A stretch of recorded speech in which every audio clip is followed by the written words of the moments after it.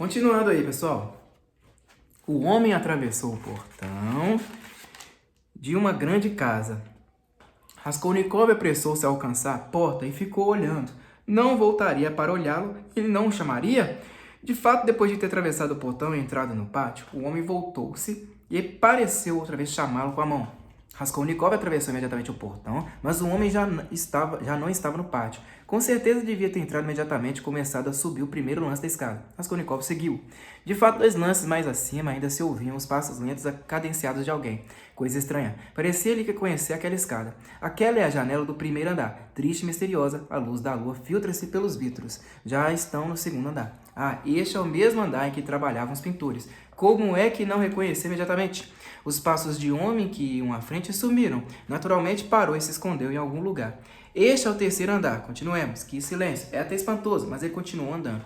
O ruído dos seus passos até o assustava e o sobressaltava. Santo Deus, que escuridão.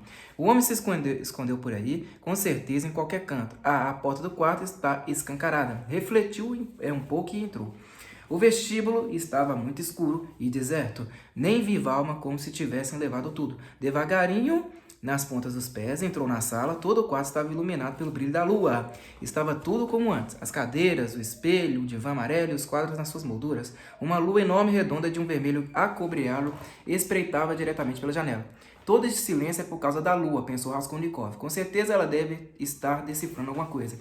Parou e esperou durante muito tempo, e quanto mais silenciosa estava a lua, com mais força lhe palpitava o coração, até ao ponto de incomodá-lo. E tudo em silêncio. De repente se ouviu um pequeno ruído seco, instantâneo, como se tivesse saltado uma lasca de lenha, e outra vez tudo voltou a ficar mergulhado em silêncio. Uma mosca desequilibrada se chocou de súbito durante o seu voo com o espelho e cambaleou machucado. Nesse momento, num canto entre o armário e a janela, distinguiu uma espécie de capa de mulher pendurada na parede. O que esta capa está fazendo aqui? Pensou. Antes não estava aqui. Aproximou-se devagarinho e imaginou que atrás daquela capa alguém se escondia. Cautelosamente afastou a capa com a mão e viu que havia uma cadeira ali. E na cadeira, no cantinho, estava sentada uma velhinha, toda curvada com a cabeça baixa, de maneira que ele não podia ver a sua cara, mas era a mesma.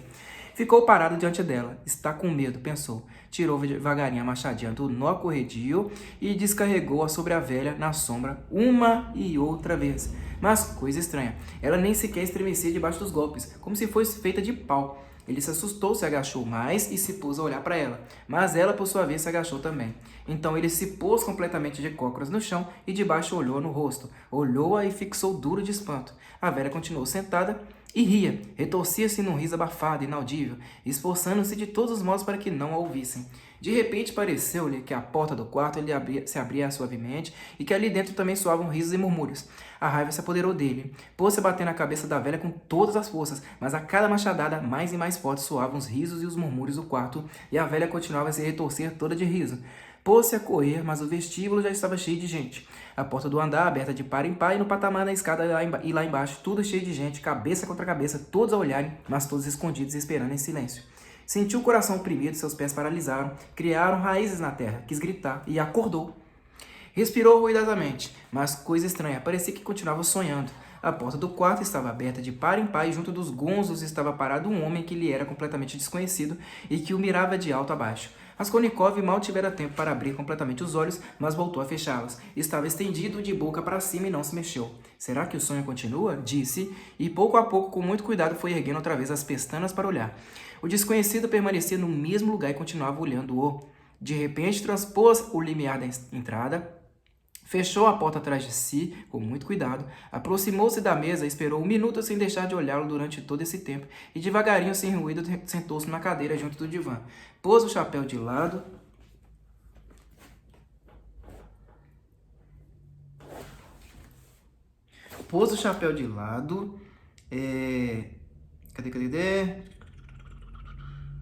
no chão e colocou as 2 mãos no pomo da bengala, apoiando depois o queixo sobre as mãos. Era evidente que se propunha a esperar muito tempo. Tanto quanto era possível ver através das pálpebras fechadas, verificou que aquele homem já não era jovem, mas era forte e tinha uma barba espessa, loura, quase branca. Decorreram 10 minutos. Ainda havia luz, mas a noite já estava próxima. Reinava um silêncio absoluto no quarto. Na escada também não se ouvia o menor ruído. Apenas volteava e zumbia por ali um moscão que se chocava com o espelho dos seus volteios, até que isso acabou por se tornar insuportável. Subitamente Raskolnikov ergueu-se e sentou-se no divã. Bem, diga, o que deseja? Eu já sabia que o senhor não estava dormindo, mas que fingia estar dormindo, respondeu o desconhecido de maneira estranha, sorrindo placidamente. Permita que me apresente. Arkady Ivanovich Svidrigailov. Quarta parte. Capítulo 1. Será que o sonho continua? Tornou a pensar Raskolnikov. Cauto, receoso, olhava para o visitante inesperado. Svidrigailov? Que absurdo, não pode ser, exclamou finalmente em voz alta, perplexo. Segundo parece, aquela exclamação não surpreendeu o visitante. Vim vê-lo por 2 motivos. Primeiro, porque desejava conhecê-lo pessoalmente, pois há algum tempo que ouço coisas muito curiosas e interessantes a seu respeito. E segundo, porque tenho a convicção de que não se negará a me prestar auxílio num caso que afeta diretamente a sua irmã, Avdotya Romanovna.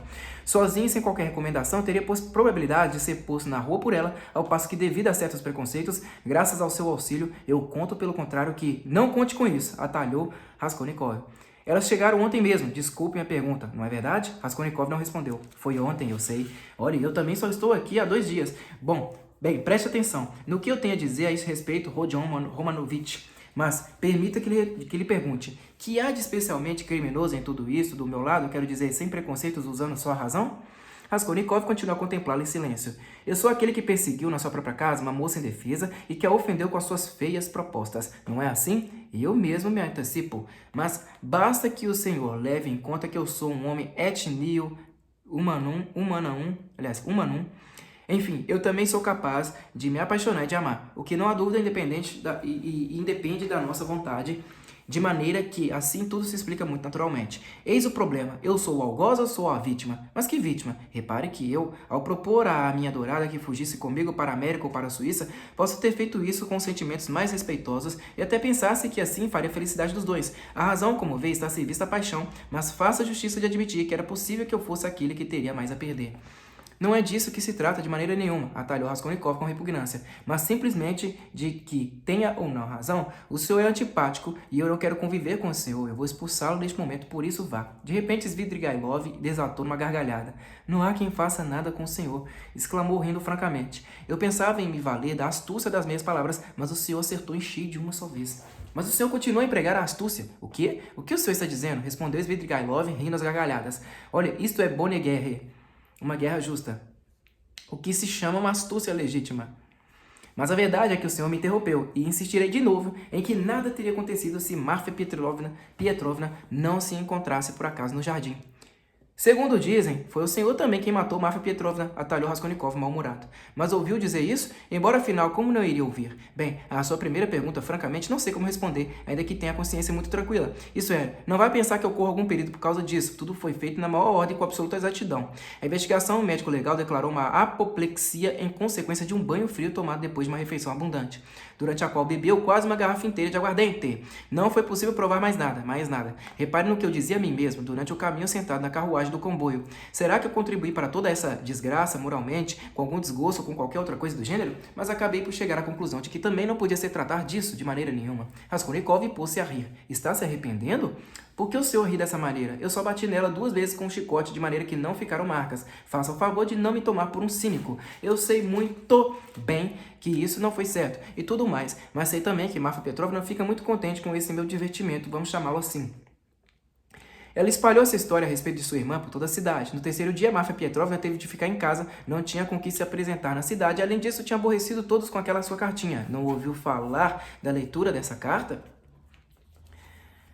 E de repente essas 2 chicotadas caíram do céu. A primeira coisa que fez foi mandar atrelar a carruagem. E isso para não dizer que há certas ocasiões em que agrada muito, mas muito, a mulher que a ofendam, apesar de todo o seu aparente aborrecimento. Todas elas passam por situações semelhantes. De maneira geral, ao homem também agrada muito que o ofendam. Não tem observado? Bem, mas isso agrada sobretudo às mulheres. Até se pode dizer que é só isso assim que consegue matar o tempo. Houve um momento em que Raskolnikov pensou em que se levantar, sair correndo e dar assim por terminada a conversa, mas a curiosidade e até uma certa intenção o detiveram. Gosta de usar o chicote? Perguntou com ar distraído. Não, nem por isso, respondeu Svidrigailov tranquilamente. Mal usei com Marfa Petrovna. Nós nos dávamos muito bem e ela estava sempre satisfeita comigo. Em 7 anos de casado, só devo ter aplicado o chicote nela umas 2 vezes, para não falar de um terceiro caso, aliás, bastante ambíguo. A primeira vez foi depois de 2 meses de casados, assim que chegamos à aldeia, e a outra, esta última, a de agora. Mas o senhor deve estar imaginando que eu era um monstro, um retrógrado, um partidário da escravatura? A propósito, o senhor não se lembra, Rodion Romanovich, que há uns anos ainda nos tempos da bendita liberdade de imprensa, difamaram pública e literariamente um nobre, cujo nome me esqueci, por ter batido numa alemã num carro do trem, não se lembra? Nessa época, no mesmo ano, houve aquele horrível acidente, aliás, houve aquele horrível incidente do século. Bem, As Noites Egípcias, leitura pública, lembra-se? Olhos negros, ó, onde estás, tempo áureo da nossa mocidade? Bem, pois ouça a minha opinião, por esse cavalheiro que surrou uma alemã, não tenho eu a menor simpatia, porque no fundo eu teria. No entanto, ainda assim, não posso deixar de reconhecer que às vezes se vê umas alemãs tão provocantes que afirmam não existir um só progressista que pudesse considerar seguro. Não era deste ponto de vista que as pessoas olhavam então as coisas, mas no entanto é o verdadeiro ponto de vista humano, não é verdade? Aí tá aqui, né? Horrível Incidente do Século. Título de um artigo de M.L. Mikhailov, propagandista da emancipação da mulher. Tá? Depois de ter falado isso, de repente Svidrigailov interrompeu numa gargalhada. Raskolnikov compreendeu que aquele homem estava firmemente decidido a fazer alguma coisa e que conseguiria. Com certeza, alguns dias seguidos que o senhor não fala com ninguém, não é verdade? Perguntou-lhe. Quase, mas está de fato admirado com a minha complacência? Não me admira que tenha tanta complacência. Isso é porque eu me ofendi com a grosseria das suas perguntas? É por isso? Sim, mas por que se ofenderia? Eu lhe respondi de acordo com as suas perguntas, acrescentou com uma surpreendente expressão de deboche. Veja, nada me interessa pessoalmente, juro por Deus, continuou como se meditasse. Particularmente agora, quase que não tenho nada para fazer. Aliás, o senhor está no seu direito de pensar que eu procuro lisonjeá-lo, ainda mais que comecei dizendo que tenho um assunto para tratar a respeito da sua irmã. Mas confesso, francamente, ando muito aborrecido, sobretudo nos últimos 3 dias, e fiquei muito contente por tê-lo encontrado. Não se aborreça, Rodion Raskolnikov, mas não sei por que o senhor me parece muito estranho. Diga o que quiser, mas aconteceu alguma coisa com o senhor e agora quero dizer, não propriamente neste momento, mas de maneira geral, agora. Bem, não vou continuar, não franza o senho. Olhe que eu não sou nenhum urso, como posso parecer. Raskolnikov olhou para ele sombriamente. Pode ser que realmente o senhor não seja um urso, disse. Me parece que o senhor é uma pessoa de boa sociedade, ou que pelo menos saberia, em certas circunstâncias, se portar como uma pessoa distinta. Não se esqueça de que a opinião dos outros não me interessa, respondeu Svidrigailov secamente e até com um toque de altivez. E por que uma pessoa não seria vulgar quando essas maneiras são tão convenientes para o nosso país e, sobretudo, quando por inclinação natural uma pessoa já tem propensão para isso? Acrescentou, pondo-se outra vez a rir. Mas eu ouvi dizer que o senhor tinha muitas amizades aqui. O senhor não é o que se diz um homem sem relações. Sendo assim, por que o senhor veio me procurar? Nisso tem o senhor razão, eu tenho amigos, concordou Svidrigailov, deixando sem resposta o ponto mais importante. Já os encontrei, ando há 3 dias passeando pelas ruas, reconheço os outros e eles, pelo visto, também me reconhecem. Não há dúvida de que ando bem vestido e passo por uma pessoa endinheirada. Repare, a reforma agrária me respeitou. Ainda me restam bosques e prados que me dão um certo rendimento, mas não reatarei antigas relações. Já estava farto delas antes, já estou no 3º dia e não me apresentei a ninguém. Para isso, essa cidade é boa. Sabe me dizer como é que ela se formou? Cidade de empregados e de seminaristas de todo tipo? Para dizer a verdade, eu não reparei muito bem quando estive aqui há uns 8 anos, mas agora todas as minhas esperanças se resumem na anatomia, felizmente. Em qual anatomia? Refiro-me a esses clubes, a esses restaurantes e, além disso, ao progresso. Bem, isso será quando já tivermos morrido. Continuou outra vez sem dar importância à pergunta. Mas no fim de tudo é um prazer fazer trapaça no jogo. Então o senhor também é trapaceiro? Ah, não. Éramos um grupo notável, há uns 8 anos, passávamos o tempo e, repare, éramos todas pessoas finas, poetas, empresários. De maneira geral, cá entre nós, os russos, que têm os modos mais finos, são aqueles que levaram pancadas. Já reparou nisso? Olhe, agora eu me aproximei um pouco do povo, mas naquele tempo um certo grego de Nietzsche quis me meter na prisão por ser caloteiro. Foi então que Marfa Petrovna apareceu e teve de entrar em contato com o meu credor e resgatou a minha dívida por 30.000 rublos de prata. Eu devia 60.000 ao todo.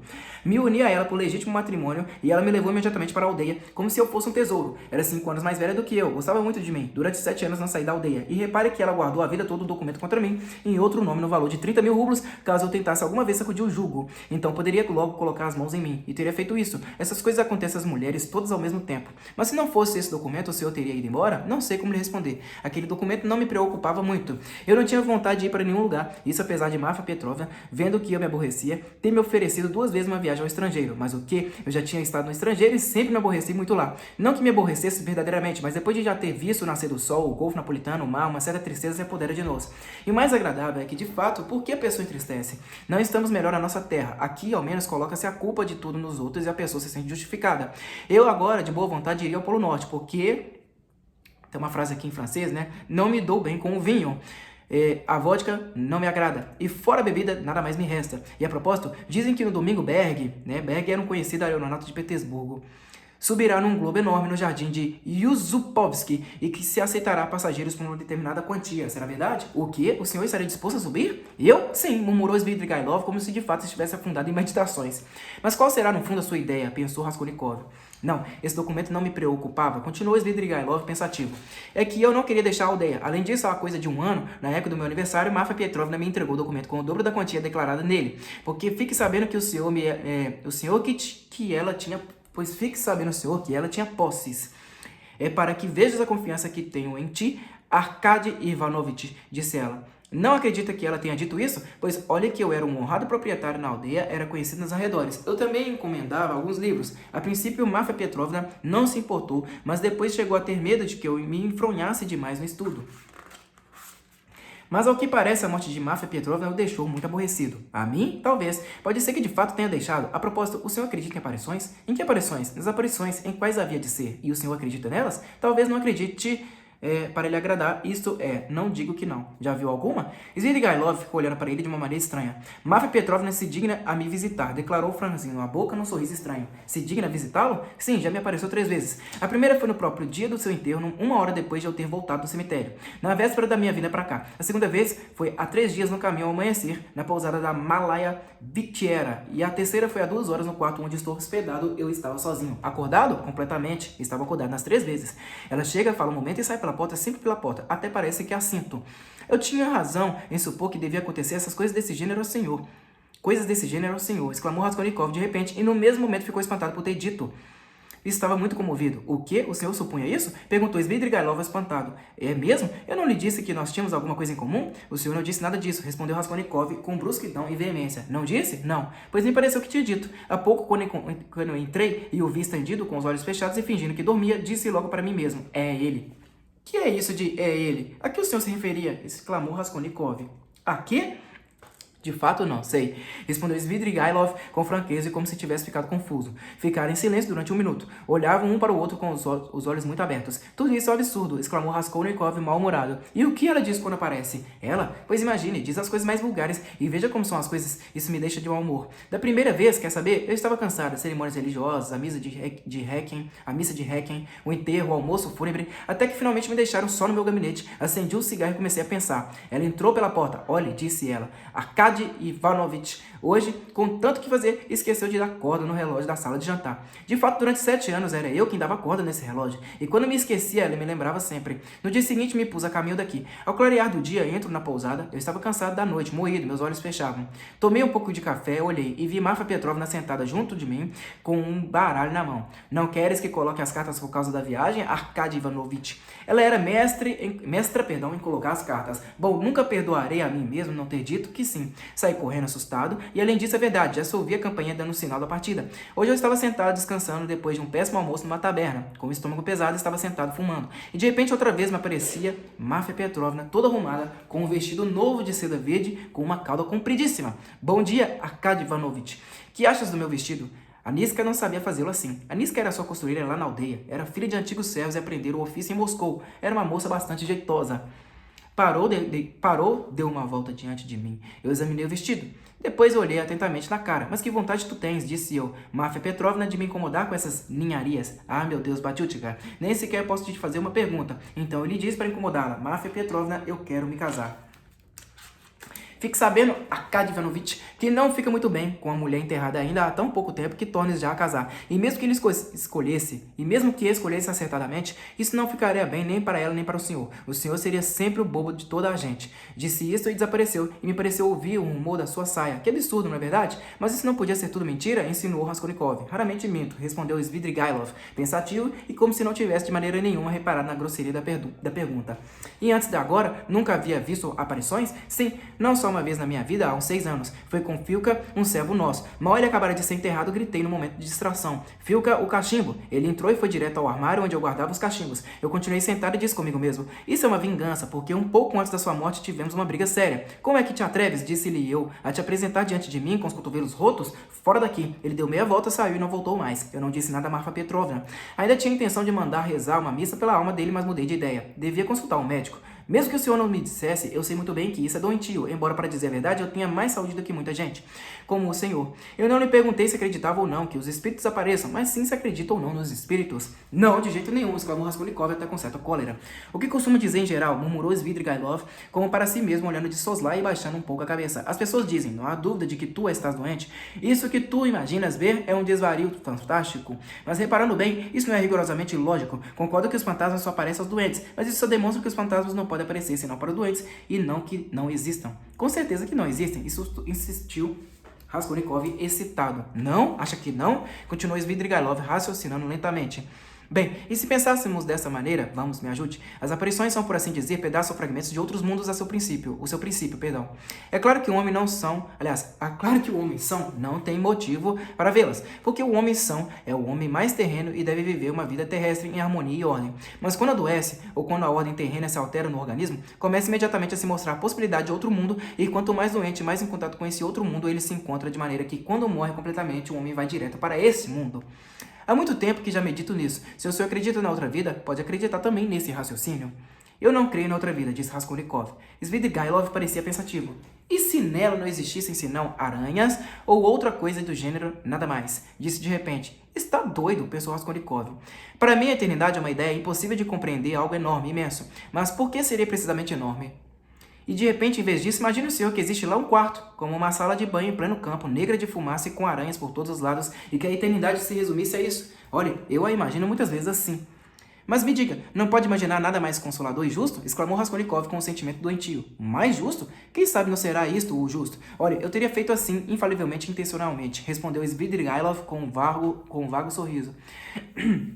Um certo frio se apoderou de repente de Raskolnikov diante daquela resposta monstruosa.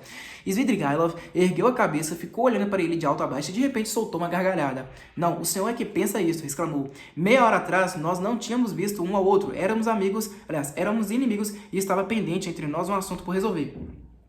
E o deixamos de lado e nos pusemos a falar de literatura. Bem, eu não tinha razão quando lhe disse que éramos frutos da mesma terra? Me faça o favor, continuou Raskolnikov irritado. Permita que lhe peça que me explique o mais depressa possível e comunique a que devo a honra da sua visita. E suponha que estou com pressa, que não disponho de tempo que tem de sair. Muito bem, muito bem. Sua irmã, Avdotya Romanovna, vai se casar com o Sr. Ludin, com Pietro Petrovitch? Não poderia evitar perguntas a respeito da minha irmã e não pronunciar o seu nome? Eu não compreendo como é que se atreve a mencioná-lo diante de mim, se é na verdade o Sr. Svidrigailov. Mas eu vim precisamente para falar dela. Como é que não vou pronunciar o seu nome? Bem, fale, mas seja breve. Tenho certeza de que já formou uma opinião acerca desse senhor Ludin, meu parente por parte da minha mulher. Se já ouviu pelo menos meia hora ou tem referências seguras e exatas acerca da sua pessoa. A Avdotya Romanovna não faz um par conveniente com ele. A meu ver, neste assunto, ela está se sacrificando muito generosa e desinteressadamente pela família. A mim me pareceu, depois de tudo o que me disseram a seu respeito, que o senhor ficaria muito feliz se conseguisse desmanchar esse casamento sem prejuízo das conveniências. Agora que já o conheço pessoalmente, estou certo disso. Tudo isso é muito ingênuo da sua parte. Desculpe, quero dizer insolente, disse Raskolnikov. Isso significa que eu tenho cuidado com a minha bolsa. Não se preocupe, Rodion Romanovich. Embora eu zele pelos meus interesses, não ia deixar de transparecer assim, pois de tolo não tenho nada. A esse respeito quero lhe expor uma singularidade psicológica. Há pouco, justificando meu amor por Avdotya Romanovna, eu disse que eu mesmo era uma vítima. Bem, pois fique sabendo que agora não sinto nada de amor, e isso até me parece estranho, pois de fato eu cheguei a sentir algum. Isso é devido à libertinagem, à corrupção, atalhou Raskolnikov. De fato, sou um pervertido e um libertino, mas na verdade a sua irmã tem tantas boas qualidades que não pôde deixar de me impressionar. Mas tudo isso é uma bobagem, como eu mesmo vejo agora. Faz muito tempo que percebeu isso? Já havia notado antes, mas fiquei definitivamente convencido antes de ontem, quase no momento da minha chegada a Petersburgo. Aliás, ainda em Moscou, imaginava que iria pedir a mão de Avdotya Romanovna e competir com o Sr. Ludin. Desculpe interrompê-lo, mas me faça favor. Não poderia abreviar e ir direto ao motivo da sua visita? Estou com pressa, tenho de sair. Com o maior prazer. Uma vez aqui, e como resolvi fazer uma certa viagem, quis tomar as providências indispensáveis. Deixei os meus filhos com a tia. São ricos e não precisam de mim. Além disso, eu sou um bom pai. Fiquei apenas com o que Marfa Petrovna me deixou há um ano. É o suficiente. Desculpe, já vou entrar no assunto. Antes da viagem, que é possível que não se realize, quero resolver o caso do Sr. Ludin. Não é que eu não tenha muita coragem para enfrentá-lo, mas é que foi por culpa dele que eu tive aquele desgosto com Marfa Petrovna quando soube que fora ele quem armara esse casamento. O que eu queria agora era ter um encontro com a Avdotya Romanovna por seu intermédio e, se assim preferir, na sua presença, para lhe dizer que não só não pode esperar a menor utilidade do Sr. Ludwig, como pelo contrário, com certeza terá amargos dissabores. Isso em primeiro lugar, depois queria lhe pedir perdão por todas as recentes contrariedades e finalmente pedir-lhe o consentimento para oferecer a ela 10.000 rublos e suavizar dessa maneira o rompimento com o Sr. Ludwig, rompimento que ela própria, tenho certeza, provocaria com gosto se fosse possível. Mas o senhor não está verdadeiramente louco? Exclamou Raskolnikov, mais indignado do que surpreendido. Como é que o senhor tem o descaramento de falar dessa maneira? Eu já sabia que o senhor ficaria espantado com isso. Mas, em primeiro lugar, embora eu não seja rico, disponho com toda a liberdade desses 10.000 rublos, isto é, não me fazem absolutamente nenhuma falta. Se a Avdotya Romanovna não os aceitar, talvez eu os gaste mais tolamente. Isto em primeiro lugar. Em segundo, tenho a minha consciência completamente tranquila, ofereço sem nenhum interesse particular. Quer acredite ou não, e depois verão que de fato isso é verdade, tanto o senhor como a Avdotya Romanovna, tudo porque provoquei um certo desgosto, um dissabor à sua respeitabilíssima irmã, talvez por um sincero arrependimento, desejo cordialmente não compensar, não lhe pagar esses dissabores, mas simplesmente fazer algo em seu proveito, fundamentando-me no fato de que, no fundo, não tenho o privilégio de praticar somente o mal. Ainda que houvesse no meu oferecimento um milionésimo de interesse, não lhe ofereceria agora 10.000, quando há apenas umas 5 semanas lhe ofereci mais. Além do mais, é bem possível que em breve, muito em breve, eu me case com uma moça, e assim toda suspeita de que eu tento seduzir a Avdotya Romanovna fica destruída. Por fim, devo dizer que, quando se casar com o Sr. Ludwig, a Avdotya Romanovna receberá essa mesma quantia, só que por outra via. Mas não se aborreça, Rodion Romanovich, pense com serenidade e sangue frio. Quando eu disse isso, o senhor Svidrigailov estava muitíssimo tranquilo e indiferente. Parar por aqui, pessoal, na página 320 do livro, tá? E aí, na próxima leitura, eu vou tentar chegar aí até a página 340, tá? Preciso dar uma boa adiantada ainda hoje. Muito obrigado a todos vocês, até a próxima e falou!